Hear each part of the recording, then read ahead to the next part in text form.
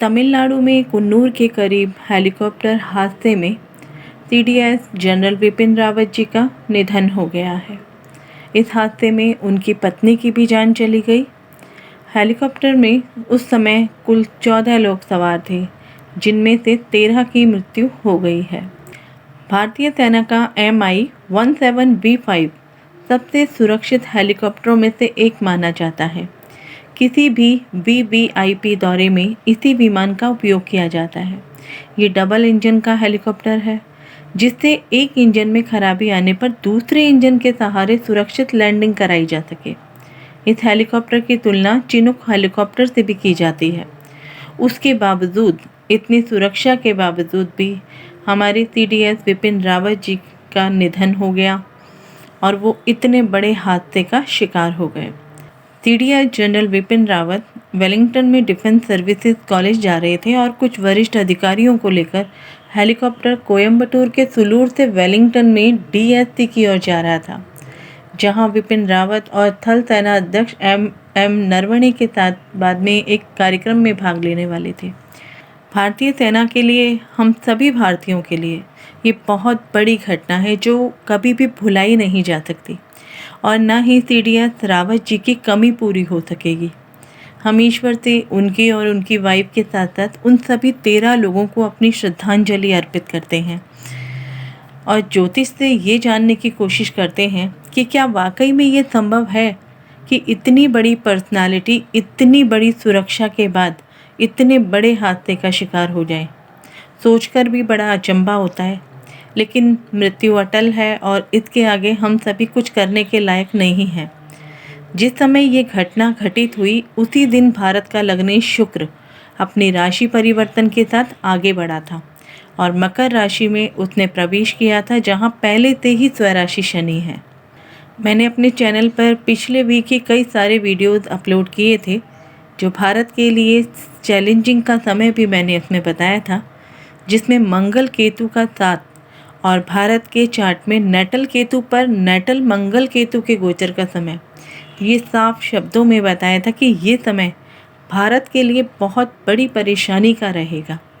और लग्नेश शुक्र के लिए भी कहा था कि इसके साथ ही जुपिटर के गोचर के बारे में भी कहा था कि कोई बड़ी घटना देश में घटित हो सकती है, क्योंकि 6th हाउस और 8th हाउस के लॉर्ड जुपिटर और वीनस दोनों एक्टिव हो रहे थे। वो सभी वीडियोस आप सुन सकते हैं।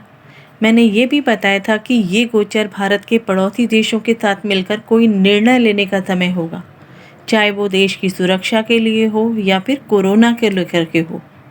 लेकिन इतनी बड़ी दुर्घटना देश में होगी, इसका अंदाज़ा किसी को भी नहीं था। आज पूरा देश सीडीएस विपिन रावत जी और देश के 13 अन्य साथियों के निधन से स्तब्ध है। उस दिन मंगल और केतु दोनों अपनी डिग्री में बहुत करीब थे और शुक्र ने राशि परिवर्तन उसी दिन किया था। इस घटना के बाद फेसबुक पर मैंने कहा भी था कि ये घटना सामान्य घटना नहीं है, एक बहुत बड़ी कॉन्स्पिरेसी की तरफ इशारा करता है।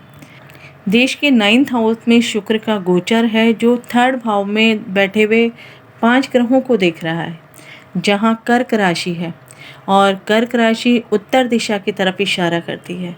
तो भारत के उत्तर दिशा में जो भी देश हैं जिनके साथ बॉर्डर का इशू है, वहाँ से ये प्लानिंग के आसार दिखाई देते हैं, क्योंकि इस समय चंद्रमा, केतु और मंगल के ट्राइन में होने से बॉर्डर पर एक्सप्लोजन की स्थिति साफ दिखाई देती है। जिस दिन ये घटना घटित हुई, उस दिन 12:12 का समय था। उस समय कुंभ लग्न उदय हो रहा था और यही मंगल, केतु और सूर्य का जो गोचर है वो 10th भाव में था, जो देश की शासन व्यवस्था के और स्वराशि मंगल के होने से देश में सेना के साथ या फिर अव्यवस्था का माहौल बनाया गया। लग्न में अगर आप देखेंगे तो गुलिका भी लग्न की डिग्री के ही करीब है। ये सब महज एक घटना हो ही नहीं सकती, इसके पीछे कोई बहुत बड़ी कॉन्स्पिरेसी हो सकती है। उसी दिन शुक्र का राशि परिवर्तन हुआ था, जो षष्ठेश चंद्रमा के साथ 12th हाउस में है, शनि और प्लूटो के साथ में। ये सभी पैरामीटर साधारण घटना की तरफ इशारा नहीं करते और बहुत जल्दी ही इसके पीछे का सच पूरी दुनिया के सामने आएगा। उस दिन दशा भी चंद्रमा में, शनि में राहु की थी, जो 4th हाउस और 12th हाउस को कनेक्ट कर रही है। और चंद्रमा अपने ही नक्षत्र श्रवण में था और उप नक्षत्र शनि और राहु ही थे। बहुत जल्दी यानी जनवरी 2022 से लेकर जुलाई 2022 तक का समय देश में इस घटना की हकीकत सबके सामने आएगी और हमारी सरकार इसके अगेंस्ट बहुत स्ट्रिक्टली कदम उठाएगी। और वही हम सभी भारतीयों की तरफ से विपिन रावत जी को, उनकी पत्नी को और उन सभी शहीदों के लिए सच्ची श्रद्धांजलि होगी। इससे ज़्यादा आज कुछ कहने का मन नहीं है। बस यही दुआ है उस ईश्वर से हमारे सभी शहीदों को शांति प्रदान करें। जय हिंद, जय भारत।